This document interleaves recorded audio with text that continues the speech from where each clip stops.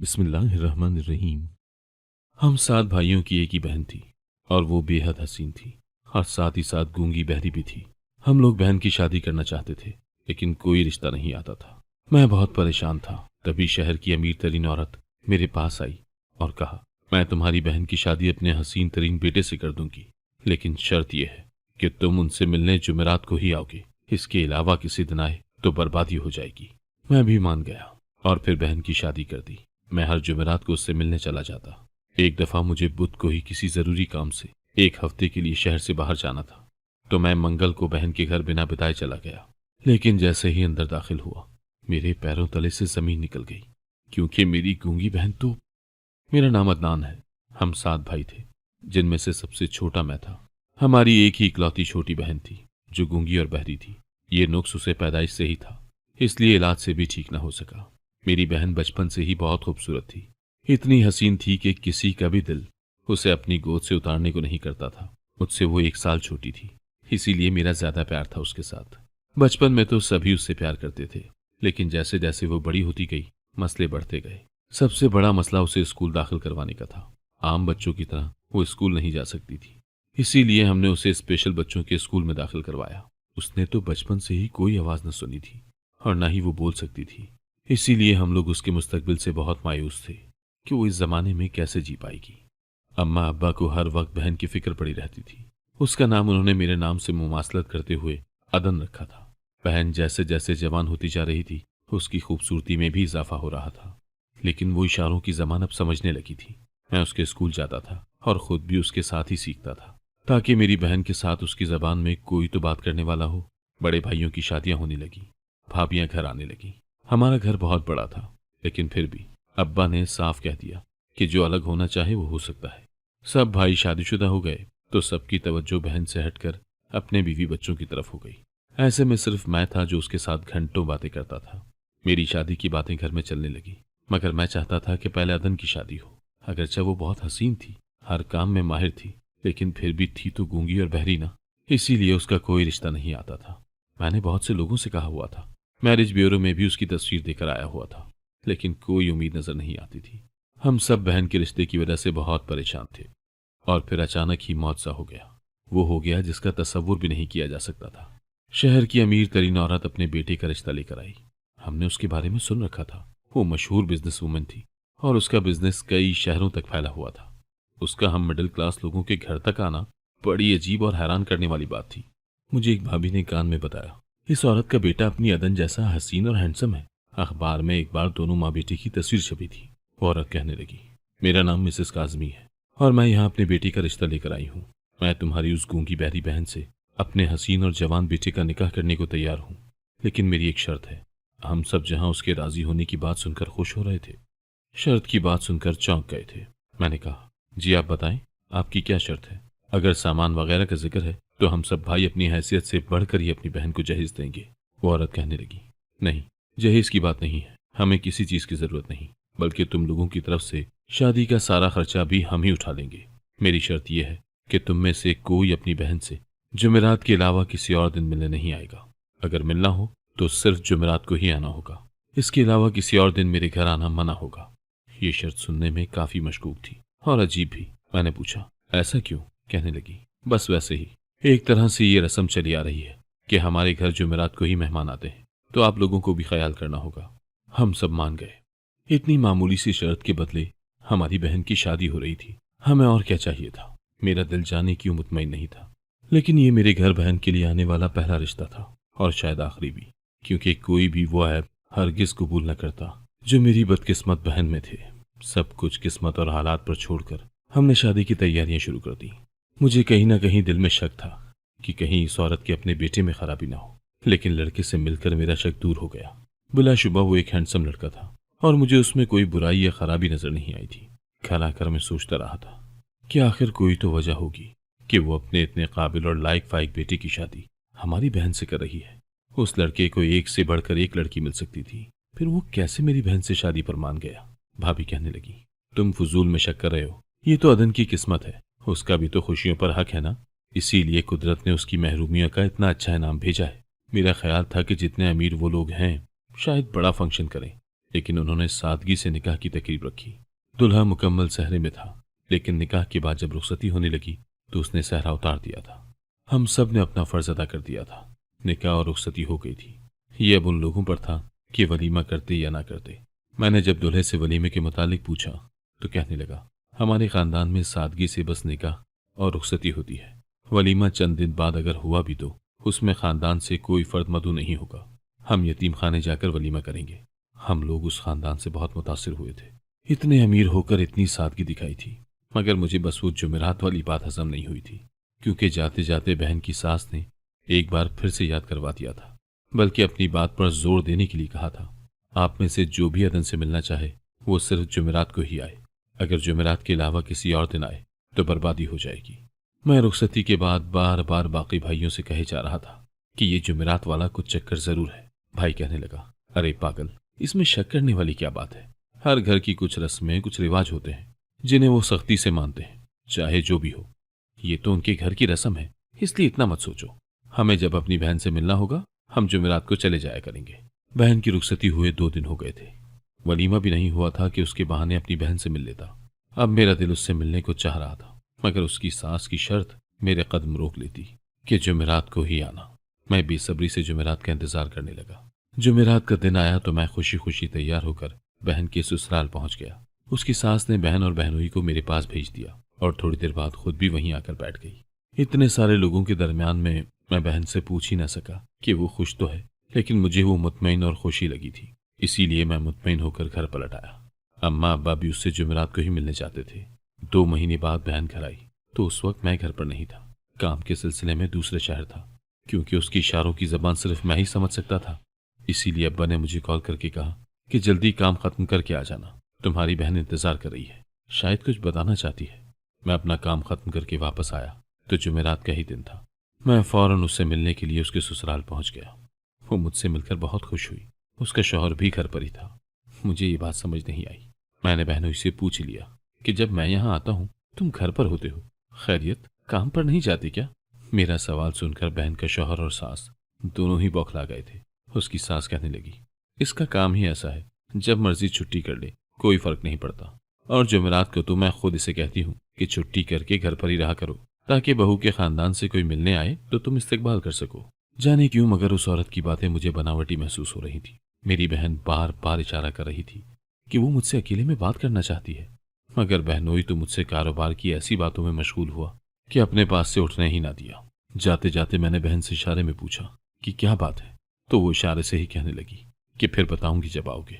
एक बार ऐसा हुआ कि हफ्ते के दिन मैं उसके घर चला गया। मुझे सहन में ही नहीं रहा कि आज जुमेरात नहीं है। बस बहन की याद सताई तो चला गया, मगर उसकी सास ने मुझे दरवाजे पर ही रोक लिया। कहने लगी, क्या तुम वो शर्त भूल गए हो जिस पर मैं तुम्हारी बहन को ब्याह कर लाई थी? आज जुमेरात नहीं है, तुम क्यों आ गए? मैंने कहा, क्या हो जाएगा अगर मैं अपनी बहन से मिल लूंगा? कहने लगी, बर्बादी हो जाएगी। हमारे पीर साहब ने कहा था कि बहू के घर वाले अगर सिर्फ जुमेरात को ही आएंगे तो इस घर में खैर आफियत होगी, इसीलिए तुम चले जाओ। मुझे उसकी ये बात महज बहाना लगी, मगर मैं मजबूर था, क्या करता। इसीलिए वापस जाने लगा तो वो बोली, तुम अपनी बहन से मिल नहीं सकते, मगर उसे देख जरूर सकते हो। मैं घर से बाहर चला गया तो देखा कि मेरी बहन अपने कमरे की खिड़की से मुझे देखकर हाथ हिला रही है। मैं उसे देखकर ही वापस आ गया। वो बोल भी तो नहीं सकती थी, वरना उससे फोन पर ही बात हो जाती। मैं अक्सर काम के सिलसिले में दूसरे शहर जाया करता था। एक बार एक मीटिंग के सिलसिले में वहीं था तो अपने बहनोई को वहां किसी औरत के साथ एक होटल में देखा। वो मुझे सामने देखकर घबरा गया और कहने लगा कि मेरी बिजनेस पार्टनर है, हम ऑफिशियल लंच के लिए यहाँ आए। मुझे उसकी बात सुनकर यकीन तो नहीं आया, मगर इसके अलावा कोई और चारा भी नहीं था। अब जाने क्यों मेरे दिल में शक सर उठाने लगा था कि वो मेरी बहन को धोखा तो नहीं दे रहा। वैसे तो मैं हर जुमेरात को ही बहन से मिलने जाता था, मगर जब कभी किसी जुमेरात वाले दिन मुझे काम होता और किसी और दिन जाना होता तो मैं बहन की सास को फोन कर देता और वो बहन को कहती कि अपने कमरे की खिड़की से भाई को देखकर हाथ हिला दो। यूं उससे मिल तो नहीं पाता था, मगर उसे देख जरूर लेता था। सास ने क्या रखा था कि आप लोगों में से जब भी कोई आए तो कॉल करके आए। घर में किसी को भी एतराज नहीं था। अब्बा कहते थे कि वो बड़े लोग हैं, मसरूफ होते होंगे, इसीलिए कहते हैं कि कॉल करके आया करो। एक बार मुझे दूसरे शहर किसी काम से जाना था और बुध को रवाना होना था, इसीलिए मैंने मंगल को ही बहन से मिलने का इरादा बना लिया। उसकी सास ने मिलने तो नहीं देना था, मगर मैंने सोचा कि चलो कम से कम उसे देख लूंगा। तो तसल्ली हो जाएगी दिल को। उसकी सास को कॉल मिलाई ताकि उसे कहूं कि बहन को बोले कि खिड़की तक आ जाए, मगर उसकी सास का नंबर बन जा रहा था। मैं उसके घर के सामने पहुंच चुका था और अब बहन को देखे बगैर जाने का दिल भी नहीं कर रहा था। मैंने सोचा कि चौकीदार को कहता हूं कि अंदर पैगाम पहुंचा दे, लेकिन गेट पर कोई नहीं था। मैं चुपके से अंदर दाखिल हो गया। मेरा ख्याल था कि शायद घर पर कोई नहीं है। जो ही मैंने पैर अंदर रखा, मेरे कदमों तले से जमीन निकल गई। मेरी गूंगी बहन लाउंज में ही थी और एक पागल शख्स उसके बाल जोर जोर से खींच रहा था। वो बेचारी दर्द से तड़प रही थी। मैं फौरन आगे बढ़ा और उसके बाल छुड़वाए। मैंने उस शख्स को धक्का देकर पीछे किया। वो एक माजूर आदमी था, लेकिन वो कौन था और किस लिए मेरी बहन को मार रहा था? मेरी बहन की हालत बहुत खराब हो रही थी। वो बेचारी रो रही थी। बाकी घर में से कोई भी नजर नहीं आ रहा था। अचानक ही बहन की नजर बाहर पड़ी तो वो मुझे इशारे से छुपने का कहने लगी। मैंने देखा तो उसकी सास की गाड़ी अंदर आ रही थी। मैंने बहन को इशारों में समझाया कि मैं तुम्हारी सास से बात करता हूँ और पूछता हूँ कि ये आदमी कौन है और यहाँ घर में क्या कर रहा है, लेकिन उसने मेरी बात सुने बगैर ही मुझे वहीं पर्दों के पीछे जबरदस्ती छुपा दिया। 2 मिनट बाद उसकी सास अंदर आई और आते ही चिल्लाने लगी कि सारे मुलाजिम कहाँ मर गए हो। मैं सुबह से घर पर नहीं थी तो किसी ने मेरे बेटे की खबर तक नहीं ली। जिस हाल में छोड़कर गई थी उसी हाल में पड़ा है अब तक। उसकी बात सुनकर मेरे सर पर आसमान फट गया। ये पागल और माजूर शख्स उसका बेटा है, मगर उसका बेटा तो वो था ना जो मेरी बहन का शौहर था। फिर ये कौन है? और उसकी सास ने यही कहा था कि मेरा एक ही बेटा है, फिर ये कहां से आया? उसकी सास की चिंगाड़ सुनकर 2 मुलाजिम दौड़ते हुए आए और उस माजूर शख्स को अपने साथ ले गए। उनके जाने के बाद वो औरत मेरी बहन के पास आई और उसे ऊपर जाने का इशारा किया और खुद वहां से चली गई। ये सब क्या हो रहा था मुझे कुछ समझ नहीं आ रहा था। उस औरत के जाते ही मैं बाहर निकला और मैंने बहन से पूछा कि ये सब क्या है। उसने इशारों में बताया कि वो शख्स उसकी सास का ही बेटा है। मैंने पूछा कि तुम्हारा शौहर कहाँ है? कहने लगी अभी तुम जाओ यहाँ से, मैं किसी दिन घर आकर बताऊंगी। मैं वहां से वापस आ गया, मगर अब मेरी तसल्ली नहीं हो रही थी। जरूर कुछ गलत हो रहा था मेरी बहन के साथ। उसकी सास ने इतनी बड़ी बात छुपाई थी कि उसका एक पागल माजूर बेटा भी है, तो जाने और क्या क्या छुपाया होगा। मैं इतनी टेंशन में अपने काम पर भी नहीं जा सकता था, इसीलिए सारे काम छोड़ छाड़ कर मैं अगले दिन तहकीक करने निकल पड़ा। मैं भेस बदल कर अगले दिन सास के दफ्तर चला गया ताकि मालूम कर सकूं। मैंने जिस से पूछा उसने यही बताया कि उस अमीर औरत का सिर्फ एक ही बेटा है जो रोज दफ्तर आता है। किसी को भी उसके जहनी माजूर बेटे के बारे में कोई इल्म नहीं था और यही बात मुझे हैरानी में मुब्तला कर रही थी कि ऐसा कैसे हो सकता है कि 2 बेटे हो मगर मंजर आम पर सिर्फ एक ही बेटा हो और दूसरे को छुपाया हो।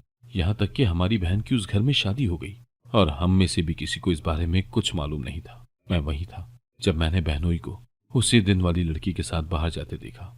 मैंने रिसेप्शन वाली लड़की से पूछा ये लड़की कौन है? क्या तुम्हारे साहब की बिजनेस पार्टनर है? वो लड़की कहने लगी अरे नहीं, ये तो साहब की होने वाली मंगेतर है। बहुत जल्द इनकी मंगनी होने वाली है, शायद इसी हफ्ते। मैंने कहा क्यों झूठ बोल रही हो? तुम्हारे साहब की तो शादी हो गई है और वो भी मेरी बहन से हुई है। वो कहने लगी लगता है तुम कोई पागल आदमी हो, जाओ यहां से। मैं तो उलझन दूर करने गया था, मगर बजाय उलझन खत्म होने के मजीद बढ़ गई थी।